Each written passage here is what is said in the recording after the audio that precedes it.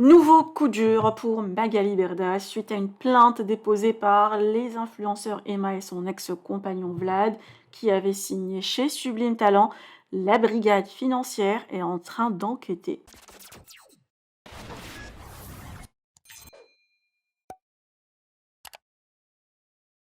D'après plusieurs journaux, une enquête préliminaire a été ouverte à Paris ces derniers mois visant les sociétés historiquement dirigées par Magali Berda après la plainte de deux influenceurs, Emma Paris et Vlad Oltean.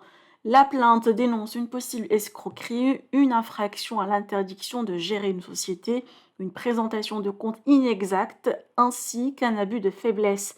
Elle vise deux structures, l'agence d'influenceurs Shauna Evans, vaisseau amiral de Magali Berda, ainsi que Sublime Talent. Shauna Evans est placée sous redressement judiciaire depuis novembre et désormais officiellement dirigée par son mari Stéphane Théoboul. Une enquête a été confiée à la brigade financière. Selon les journalistes, Magali a paraphé des contrats et se présentait comme la dirigeante de la société alors qu'elle n'avait plus le droit. La fondatrice de Shauna Evans doit faire face prochainement à une nouvelle plainte collective cette fois-ci, déposée par des candidats de télé-réalité et des marques, selon Samzira. Je vous laisse avec quelques révélations sur les pratiques de Magali Berda dévoilées par Maïva Ganam. Que pensez-vous? Partagez avec moi vos avis en commentaire et n'oubliez pas de liker la vidéo et de vous abonner à la chaîne. Je vous explique pourquoi c'est long la vidéo YouTube. Alors déjà, premièrement, parce que moi, comme vous le savez, mes bébés, j'avais une chaîne YouTube et c'est Magali qui a mes codes. Je l'ai harcelée de messages pour qu'elle me rende mes comptes. Elle ne me répond pas, elle ne veut pas rendre mon accès YouTube. Ensuite, deuxièmement, c'est que elle est très très procédurière. Hein. Elle veut, en fait, elle abuse des procédures. À Samzira et Samzira il a gagné. Pourquoi? Parce qu'elle fait de l'abus de procédure. En fait, tort. En fait, c'est elle qui vole les gens, mais c'est elle la victime. Donc moi, ma vidéo YouTube, je vais la sortir et je vais tout balancer, mais j'ai besoin d'être bien entourée d'avocats et tout. Comme ça, en fait, je veux pas lui donner le bâton pour me faire battre.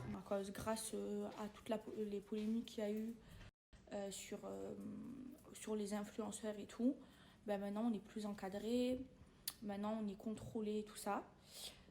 Alors déjà, je suis trop contente pour une seule chose, c'est que depuis que je me suis mise toute seule, j'ai eu zéro problème.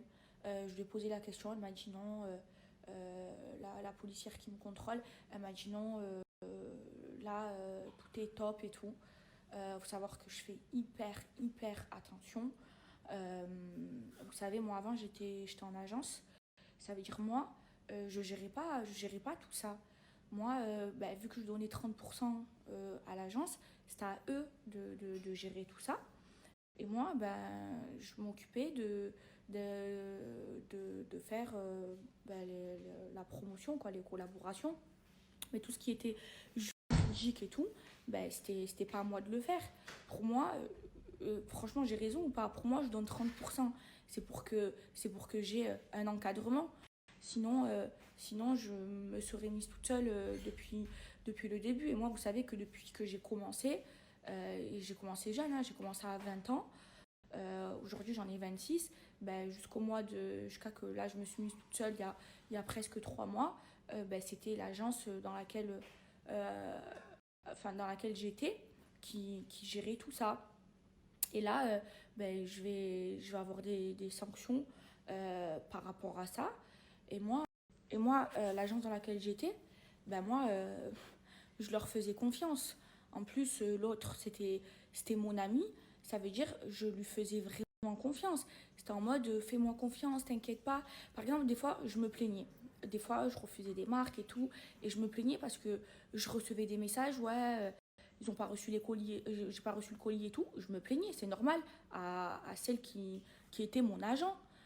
Et quand je me plaignais, la réponse était non, mais t'inquiète pas, on a un service juridique de ouf. Non, c'est pas vrai. Tu sais, des fois, les gens sur internet, ils sont méchants, ils mentent. Nanana. En fait, elle me sortait que, que des excuses. C'était jamais sa faute à elle. Et moi, là, aujourd'hui, je vais payer ses erreurs à elle alors que moi, je lui faisais confiance. Donc moi, là, je vais lui faire un procès. Parce que moi j'ai toutes les preuves de quand je me plaignais, de ce qu'elle me disait comme excuse. Non, un coup c'était la faute des gens, après c'était la faute des marques, après c'était la faute et elle nous faisait des lavages de cerveau.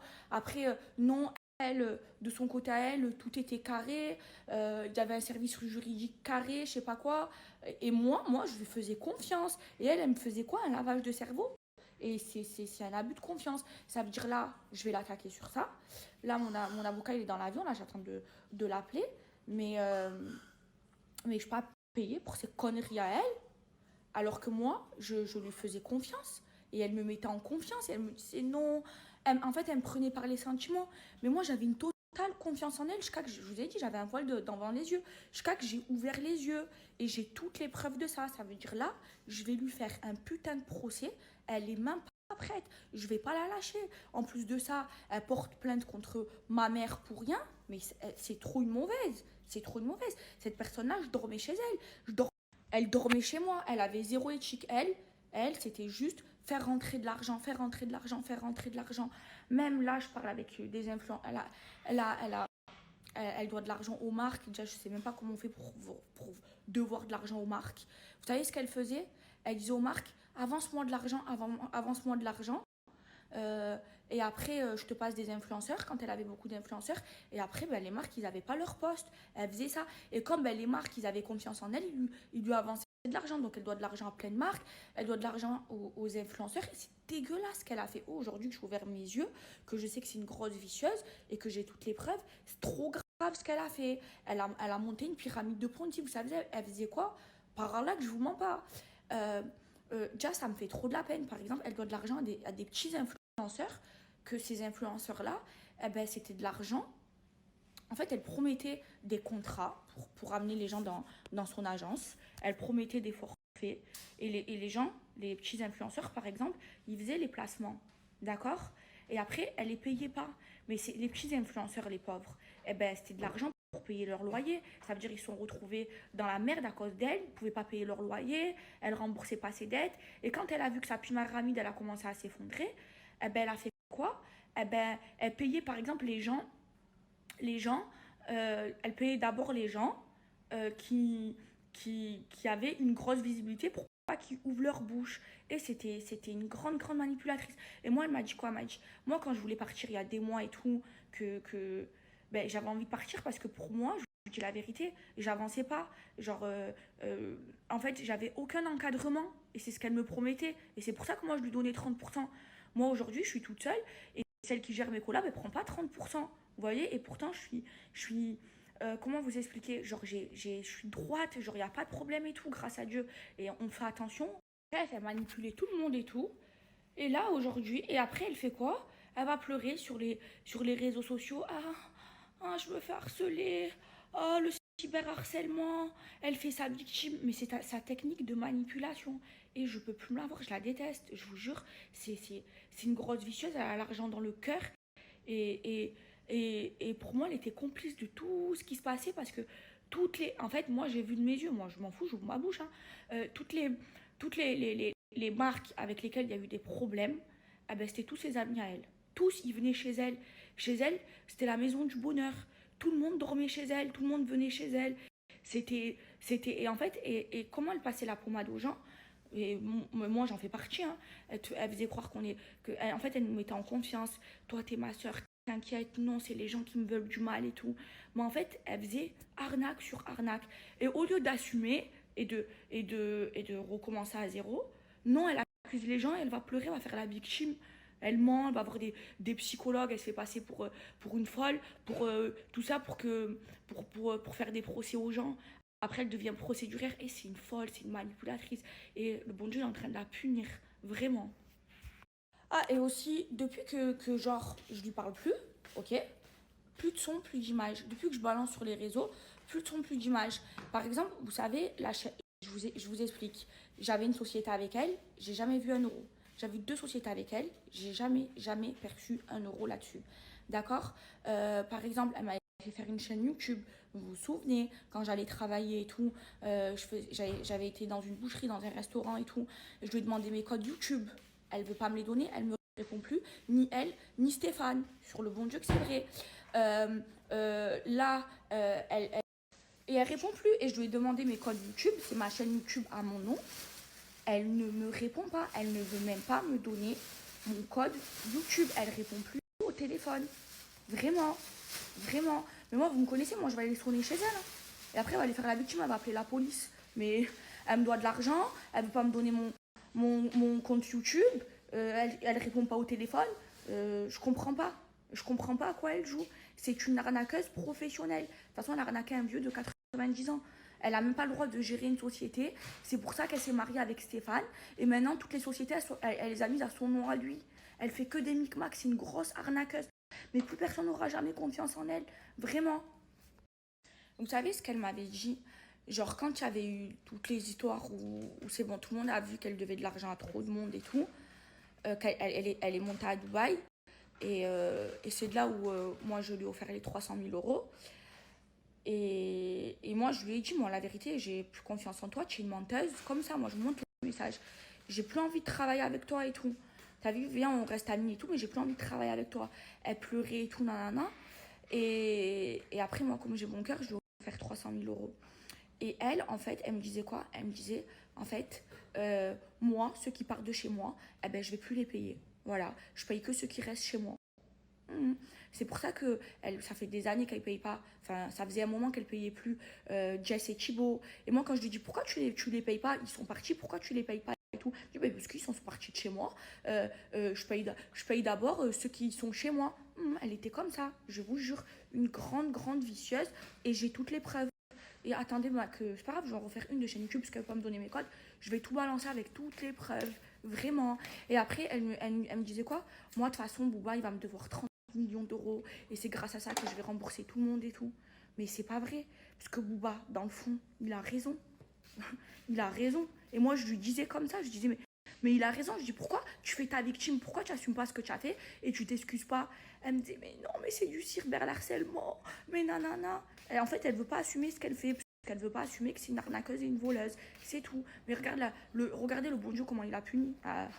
Elle a plus rien. Après, je pense qu'elle a de l'argent, hein, puisque le mariage qu'elle a fait, elle nous a tous fait croire que c'était en partenariat. Mais allô, si tu peux faire un mariage comme ça en partenariat, moi la vérité, je me marie chaque année, hein, chaque mois. Hein. Même moi, avec la force que j'ai, je peux pas faire un mariage comme ça avec en partenariat. Ça n'existe pas. Alors que elle paye tous les mois 1000 euros. Voilà, je vous le dis, elle paye. Par Allah que je vous mens pas, tous les mois, elle paye 1000 euros. Et en fait, ça lui rajoute des likes sur ses photos Instagram et des abonnés sur ses photos Instagram. Et moi, elle m'avait dit de le faire et je lui ai dit que non. Il y a d'autres influenceurs qui l'ont fait. Par Allah que c'est vrai. Moi, tous mes abonnés, mes likes sur Instagram, c'est des vrais. Par Allah que je vous mens pas. Tellement elle veut faire croire que c'est quelqu'un alors que c'est dégueu. C'est dégueu. Si elle enlève ses robots, elle a 0 like sur Instagram, personne la cala tellement que sans nous, elle est rien. Et elle nous fait croire que ce qu'on a, c'est grâce à elle alors que elle en est où elle en est grâce à nous, cette petite ingrate. C'est juste une voleuse qui a arnaqué plein de gens et que quand elle doit de l'argent, elle répond plus au téléphone, elle doit de l'argent à trop de personnes. Et là, je suis en train de monter un collectif. Elle est même pas prête. Elle est même pas prête. Et elle veut jouer à ça. Elle veut pas rendre mes codes YouTube. Elle galère. Et elle nous a fait, moi, elle m'a fait signer une reconnaissance de dette où, soi-disant, elle va me payer si elle arrive à remonter sa société. C'est impossible. Elle ne pourra pas remonter sa société. Elle a plus d'influenceurs, plus personne ne lui fait confiance. Ça veut dire elle va faire quoi? Elle va fermer la société et légalement, elle aura le droit de plus nous rendre de l'argent. Et là, c'est pour ça que je monte le collectif, parce que moi, je vais l'attaquer au pénal. Hein, parce que c'est sûr, elle a de l'argent. Le mariage, elle a payé comment? Elle a payé comment le mariage? C'est impossible qu'elle fasse un mariage en partenariat. C'est pas possible. Rien que la chanteuse, elle coûtait au moins 50 000 euros. Et la reconnaissance de dette là qu'elle a fait signer à tout le monde, c'est juste pour gagner du temps en fait. C'est juste ça. Et après, elle fait croire sur les réseaux. Non, mais moi, si j'avais voulu pas rendre de l'argent, j'aurais pas fait cette reconnaissance de dette là avec je sais plus quoi, là, truc de loi, je sais pas compris. Mais c'est pas vrai, c'est juste, je me suis renseignée, mes bébés, c'est juste pour gagner du temps, vous allez voir. Elle va tous nous la mettre comme ça légalement. Vous allez voir, c'est une grande vicieuse. Mais moi, je vais pas me laisser faire. Hein. Moi aussi, j'ai des avocats. Et moi aussi, je vais pas m'asseoir sur mon argent. Mais 500 000 euros, tu vas me les rendre. voilà, genre elle a pris un mandataire, que si la société, elle se relève, et ben, elle, elle, euh, elle rendra l'argent. Mais elle peut pas se relever, plus personne ne travaillera avec elle. Elle a volé trop de gens, trop de marques, trop de personnes. Même ses employés, elle les payait pas. Ça veut dire que c'est impossible. Ça veut dire que c'est juste ben, nous la mettre bien profond et lentement. Et vous allez voir que ce que je dis, c'est la vérité.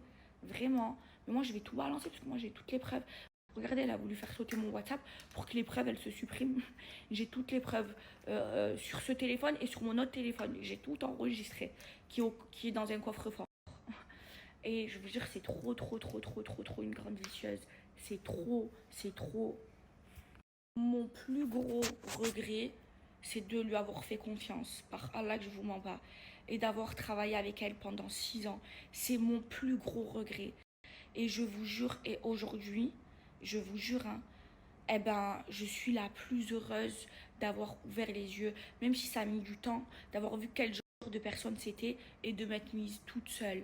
Et je vous jure, c'est la meilleure chose que j'ai fait de toute ma vie. J'aurais dû le faire avant, mais le problème, c'est que elle, je l'aimais et je lui faisais confiance, c'était ma sœur. Et je la défendais même quand elle était indéfendable, même sur les réseaux sociaux, même contre mes amis influenceurs, tellement que genre moi je l'aimais sincèrement et elle m'utilisait. C'est pas vrai, elle m'aimait pas.